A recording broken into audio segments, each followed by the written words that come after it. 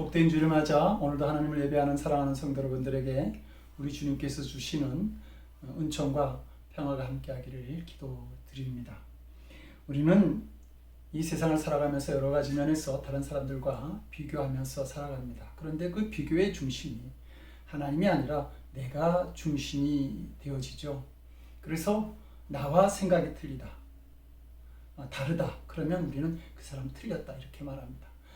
나의 삶과 생각과 다르다고 하는 이유로 그 사람이 틀리다라고 그렇게 말하고 비난할 때도 있는 것입니다. 그러므로 우리가 비교한다라고 하는 것은 우리를 잘못된 길로 인도할 때가 참 많습니다. 마태복음 20장을 보게 되면 포도원 품꾼의 비유의 이야기가 나옵니다. 한 주인이 포도원 품꾼을 구하기 위해서 밖에 나가서 일꾼들을 데리고 오죠. 하루 일당을 한 데나리오로 약속하고 아침 또 9시에 가서도 또 12시에도 오후 3시에도 또 일이 끝날 즈음에도 일꾼들을 데리고 와서 일을 시킵니다. 그리고 다 끝나게 되자 한 데나리온씩 나눠주게 되죠. 그런데 먼저 온 사람들이 불평을 합니다. 왜 나는 먼저 왔는데 나중 온 사람들과 똑같이 한 데나리온을 주냐라고 하는 겁니다. 그런데 그들이 주인과 맺은 약속은 하루 일을 할 때에 한 데나리온을 주겠다는 약속이었습니다. 그러니까 불평할 게 없는 것이죠. 그런데 그들은 다른 사람과 비교함으로 인해서 불평하는 자가 되고 만 것입니다. 어떻게 보면 그들은 놀고 있는 자신들을 불러준 그 주인에게 감사해야 할 터인데 감사하기보다는 불평하는 자가 되었다라고 하는 겁니다. 예수님은 이 비유를 천국의 비유라고 말씀하셨어요. 그러니까 우리가 비교하는 자가 될 때에 천국의 기쁨이나 은혜, 그 구원을 잃어버린 자가 될 수 있다라고 말씀하시는 것입니다. 오늘 본문의 이야기는 열등감 때문에 괴로워하는 우리들에게 주시는 예수님의 말씀입니다. 이 비유의 주인공은 한 달란트 받은 종이죠. 한 달란트 받은 종이 열등감과 좌절과 그리고 분노에 휩싸여 살아갑니다. 왜냐하면 그는 5달란트 받은 종, 2달란트 받은 종과 자신을 비교하고 있었기 때문입니다. 그들보다 자신이 작게 받았다고 생각한 것이죠. 사랑하는 성도 여러분들은 우리 교회에서 가장 많은 달란트를 받은 사람이 누구라고 생각하시는지요? 가장 많이 섬기시는 분? 가장 많이 헌금을 하시는 분? 아니면 말씀을 전하는 저라고 생각하시는지요? 근데 예를 들어서 만약에 저가 5달란트 받은 종이라고 이렇게 생각을 하신다고 한다면 제가 그 조영기 목사님이나 유기성 목사님 같은 분들 이런 분들과 함께 있다라고 한다면 그때도 제가 5달란트 받은 종이라고 그렇게 생각하실 수 있는지요? 어쩌면 그분들은 5달란트일지 모르지만 저는 1달란트 아마 거기에도 못 미치는 사람으로 생각할 수도 있을 것입니다. 그런데 하나님께로부터 받은 재능이 누구와 함께 있느냐에 따라서 달라질 수 있는 문제인지요.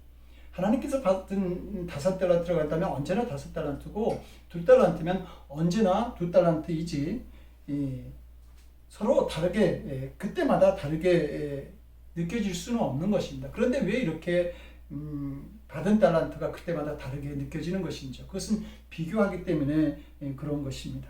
우리가 하나님만을 바라보고 살아간다고 한다면 우리는 언제나 5달란트를 받은 자처럼 그렇게 느끼며 살아갈 수 있습니다. 자기 삶의 자부심을 느낄 수 있는 것이죠. 그러나 오늘 본문의 이 한 달란트 종은 그 하나님을 바라보는 것이 아니라 사람을 바라보고 비교하였기에 그의 삶이 험한 삶이 되고 비극적인 결말을 맞이하게 된 것입니다. 하나님께서 우리 각자에게 적합한 달란트를 주셨습니다. 다 다르게 달란트를 주신 것이죠. 그 손과 발이 다르다고 불평할 사람은 그 역할이 다르다고 불평할 사람은 없을 것입니다. 한 지체에 붙어 있지만 손과 발의 역할이 다르다 그래서 문제가 되는 일은 없는 것이죠.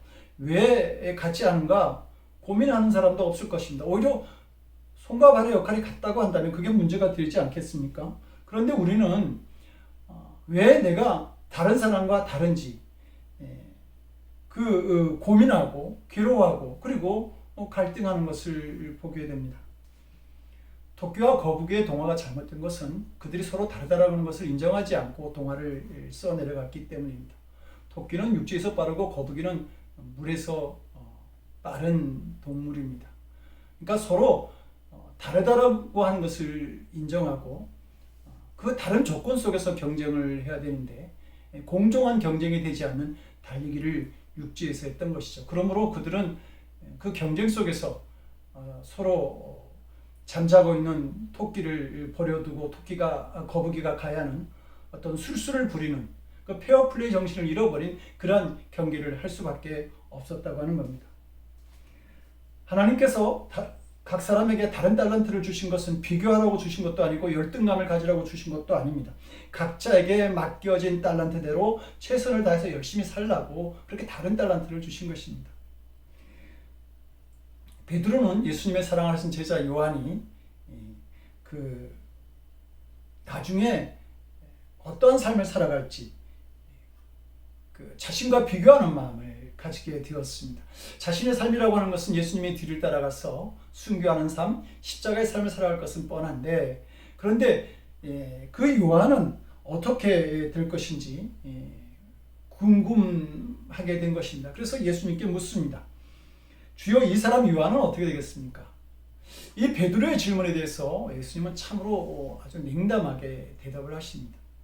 요한이 어찌되었든 그것이 너 무슨 상관이냐? 너는 나를 따라라. 이렇게 단호하게 말씀하십니다. 예수님의 말씀은 그거죠. 너가 왜 사람과 비교하느냐? 너는 너의 길이 있고 너의 길을 가면 돼. 그리고 내가 너에게 일러줄 대로 너는 너 사명을 감당하면서 나를 따라오면 되는데 왜 옆을 바라보느냐라고 그렇게 질책하시는 것입니다. 하나님께서는 결코 우리를 다른 사람과 비교하지 않습니다. 5달란트를 받은 종이나 2달란트를 받은 종이나 그들이 어떤 종이든 간에 차별을 주시지 않는다고 하는 것입니다. 우리는 모두 하나님과 1대1의 관계 속에 있습니다. 내게 주어진 달란트에 대해서 내가 최선을 다하면 100점짜리 인생이 되는 것이죠. 다른 사람이 아니라 하나님만을 바라본다고 한다면 우리는 언제나 모든 사람이 다 5달란트 받은 종의 삶을 살아갈 수 있게 된다고 하는 말입니다.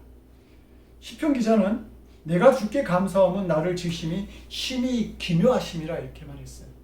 자신의 몸을 보니까 얼마나 신묘막측하게 지었는지, 경이롭게 나를 창조하셨다, 그렇게 감탄하고 감사했던 것이죠. 이것을 신약의 에베소서 2장 10절은 우리는 하나님의 작품입니다 이렇게 얘기합니다.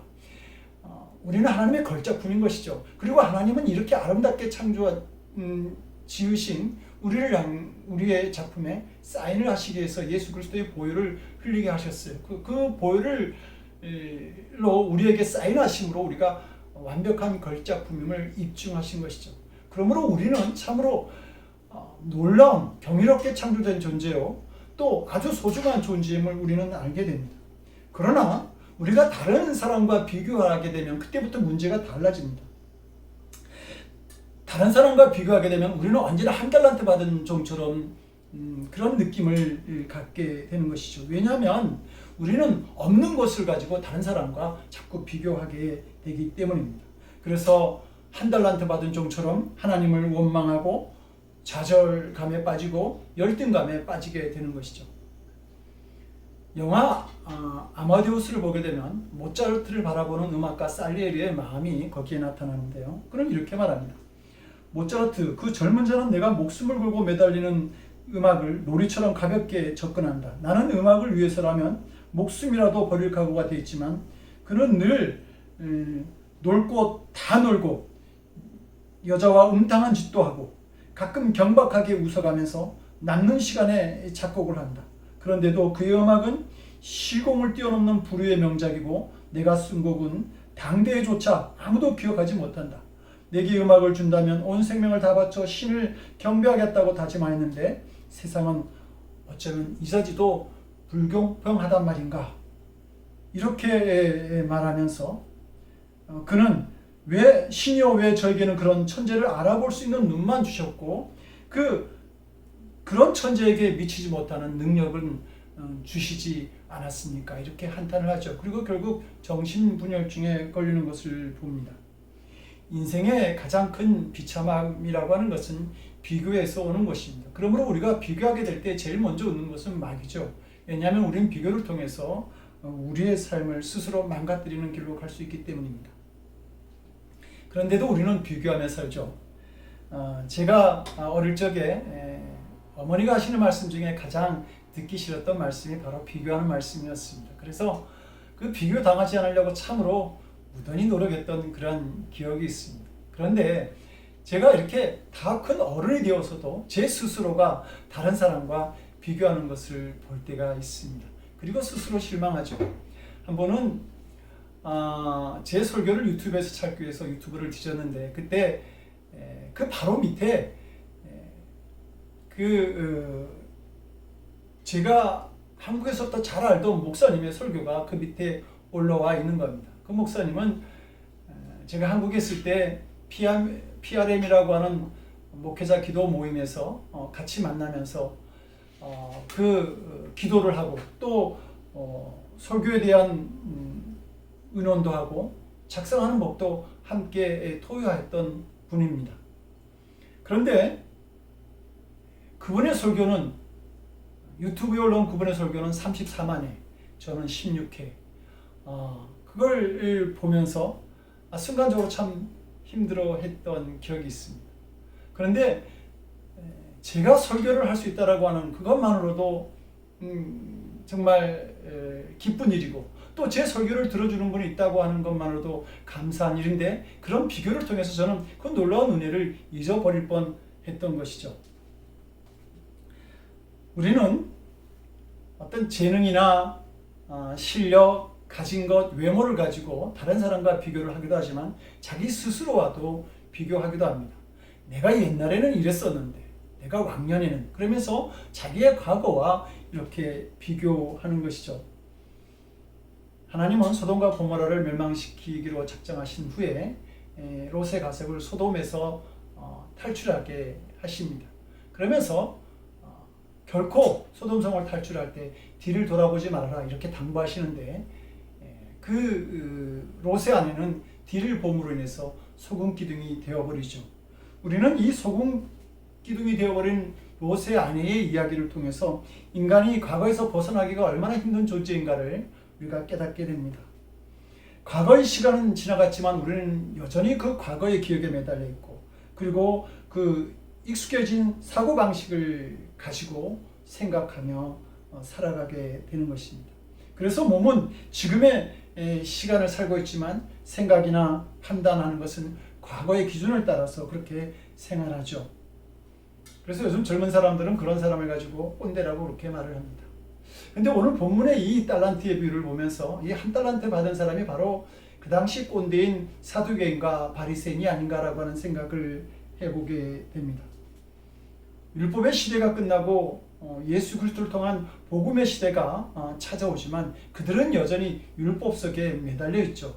그 한 달란트 받은 종이 한 달란트를 땅속에 묻어둔 것처럼 그들은 율법을 땅에 묻어두고 그리고 그 율법을 가지고 자신의 삶들을 견고하게 만드는 울타리를 치고 어떤 변화나 발전이나 어떤 새로운 것을 바라볼 생각을 하지 않습니다. 그러한 삶이 결국 그들을 구원하기 위해서 이 땅에 오신 예수 그리스도를 죽이는 살인자로 만들어버리고 만 것입니다. 요셉은 사랑받던 아들에서 남의 나라에 노예로 팔려가는 신세가 되었을 때 옛 생각이 얽매여서 한숨을 쉬거나 탄식하지 않았습니다. 비록 그가 남의 나라의 노예가 되었지만 그는 변화된 삶을 충실하게 살아갔죠. 그래서 그는 하나님께 인정받는 사람, 하나님 마음에 합한 사람이 되었고 하나님 그와 함께 계셨고 그를 형통하게 하는 삶을 보장해 주셨습니다.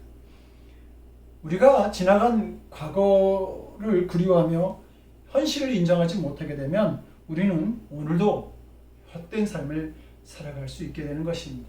그래서 태어난 지 19개월 만에 시력과 청각을 잃어버린 나중에 말도 잘 못하게 된 이 헬런 켈러 여사는 우리에게 이런 말을 해줍니다. 닫힌 문을 너무 오랫동안 쳐다보고 있으면 등 뒤에 열린 문을 보지 못한다. 너무 그 지나가 버린 과거에 얽매인, 그래서 새롭게 열리는 세상을 보지 못하는 어리석은 우리들이 되지 않기를 원합니다.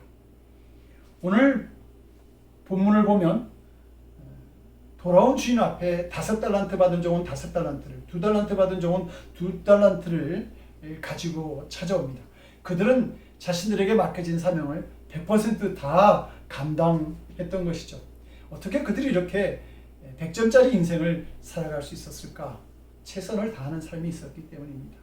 그래서 성경을 보게 되면 5달란트를 맡기니까 5달란트 받은 자가 즉시 갔다 그랬습니다. 2달란트 받은 자도 마찬가지죠. 즉시 바로 가서 그들이 해야 될 일들을 감당한 것입니다. 얼마 받았어? 너 얼마야? 이렇게 서로 비교하지 않았다라고 하는 겁니다. 받은 달란트에 대해서 최선을 다하고 성실한 삶을 살아간 것입니다. 타임지는 20세기 인물로 알버트 아인슈타인을 뽑았고 19세기의 인물로도 에디슨을 뽑았습니다. 두 사람의 공통점은 학습 장애인이라고 하는 것입니다. 어떻게 장애를 가진 그들이 한 세기를 대표하는 인물들로 뽑힐 수 있었을까? 그것은 그들의 마음가짐 때문입니다. 아인슈타인에게는 모든 것이 놀랍고 새로운 기적과 같았습니다. 어느 것도 그냥 평범한 것이 없었죠. 그렇게 새로운 눈으로 바라볼 때 그는 상대성 원리라고 하는 위대한 이론을 만들어냅니다. 에디슨은 만번의 실패를 한 후에도 낙심하지 않고 실패가 아니라 성공하는 길을 배웠다, 이렇게 말합니다. 그의 어머니는 교장 선생님이 장학관에게 이 아이는 바보입니다, 그러면서 그 아들을 퇴학시켜 버렸을 때에 그 에디슨을 향해서 너는 바보가 아니야, 너는 뭐든지 할 수 있는 아이야, 이렇게 격려하고 자신감을 불어넣어 줍니다. 그러므로 에디슨은 어떠한 실패 속에서도 자기는 할 수 있는 사람이라고 하는 마음을 가지게 된 것이죠. 마음의 힘이 위대했던 것입니다. 우리는 다른 사람들보다 더 많은 달란트를 받은 사람들입니다.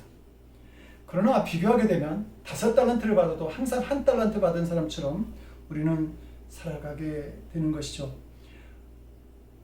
본문에 나오는 주인이 종에게 맡긴 금 1달란트라고 하는 것은 34kg이나 되는 아주 큰 가치를 가진 돈이, 그런 소중한 것입니다. 오늘날로 말하면 수백만 달러 정도 되는 그러한 가치를 가진 돈인 것이, 금인 것이죠. 이렇게 큰 돈을 종을 믿고 선뜻 맡겼는데도 불구하고 종은 주인에게 말하기를 당신은 굳은 사람이라, 이렇게 말합니다. 당신은 인정사정 보지 않는 사람입니다. 말하자면 당신을 신뢰할 수 없습니다, 이렇게 이야기를 했던 것이죠. 그러면서 그는 25절에서 당신의 달란트라고 말합니다. 말하자면 주인과 종의 관계 속에서 주인이 그를 잘 보살펴주고 또 그에게 좋은 것을 맡겼지만 그는 말하기를 나는 당신과 관계없는 사람입니다. 난 당신 것으로 살지 않았습니다. 그리고 당신 거 받아가십시오. 당신의 달란트입니다. 이렇게 말하는 것입니다. 그는 자신을 맡겨준, 믿어준 그 주인에게 상처를 주고 그 주인이 그에게 맡긴 것에 대해서 감사와 은혜를 잃어버린 자가 되어버리고 말았다는 것입니다.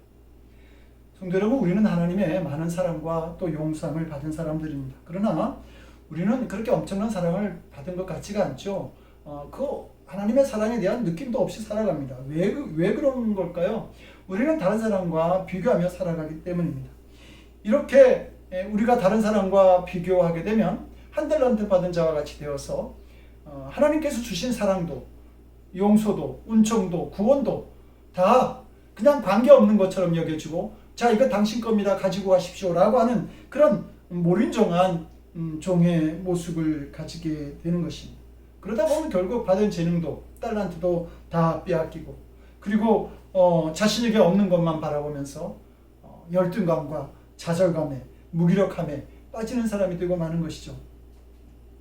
성도 여러분, 하나님께서 아무리 우리에게 많은 것을 주셔도 우리가 바라는 것이 더 많아지면 그런 자신의 삶을 불행하게 느낍니다. 그래서 하나님께서 우리에게 하시고자 하는 방법은 많은 것을 주시는 것이 아니라 그 바라는 것이 줄어드는 그런 믿음을 우리에게 요구하십니다. 그래서 자족하는 믿음을 우리에게 요구하는 것이죠. 우리가 바라는 것이 많아지면 그 끝이 없는, 만족하는 데 끝이 없는 사람이 되고, 그리고 욕심에 빠진, 그리고 교만하고 타락한 인생을 살아가는 사람이 되고 말기 때문입니다.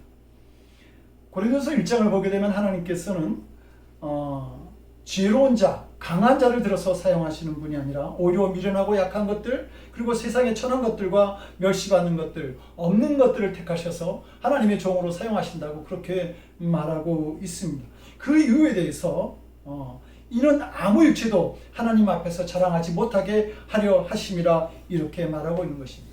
우리가 자랑하지 않겠다, 나를 내세우지 않겠다라고 하는 것이 참으로 중요한 믿음의 모습입니다. 나를 자랑하지 않겠다라고 하는 이런 마음만 있으면 우리는 사람이 아니라 하나님을 바라보는 사람이 되기 때문입니다. 그리고 우리가 자신을 위해서 살지 않고 하나님의 영광을 위해서 또 다른 사람을 위해서 살려고 결심하는 순간 그는 모든 것이 감사하고 항상 기뻐하는 사람이 될 수 있는 것입니다. 자기에게 바라는 것이 없기 때문이죠. 비교하면서 오는 열등감, 좌절, 불평, 원망, 무기력함이 아니라 하나님만을 바라봄으로 인해서 감사하고 있는 것에 만족하는 삶을 살아가는 우리가 되었으면 좋겠습니다. 그래서 언젠가 주님께서 오셔서 우리와 결산할 때에 우리가 맡겨진 일에 최선을 다하는 그러한 것을 보시고 잘했다 충성된 종아 내 주인의 즐거움에 참여할지어다 이렇게 칭찬하시는 그런 종의 자리에 있는 우리들이 될 수 있기를 주님의 이름으로 간절히 축원드립니다. 기도하시겠습니다. 은혜의 하나님, 비교하면서 열등감 속에 좌절하면서 살아가기보다는 나의 나된 것은 다 하나님께서 나에게 주신 은혜입니다. 저에게 주신 그 달란트 잘 가지고 최선을 다해서 사명 감당하며 하나님께 영광 돌리기를 원합니다 하는 믿음으로 살아가는 저희들 될 수 있도록 주의 은총을 베풀어 주시옵소서. 이제는 성자, 성부, 성령 삼위일체 하나님의 놀라우신 은총이 이제 맡겨진 달란트 한 달란트일지라도 잘 감당하며 최선을 다하는 삶으로 하나님께 영광 돌리기를 원하는 거룩한 성도들 머리 위에 저들의 삶의 곳곳 위에 지금으로부터 영원토록 함께 하옵시기를 간절히 축원드리옵나이다. 아멘.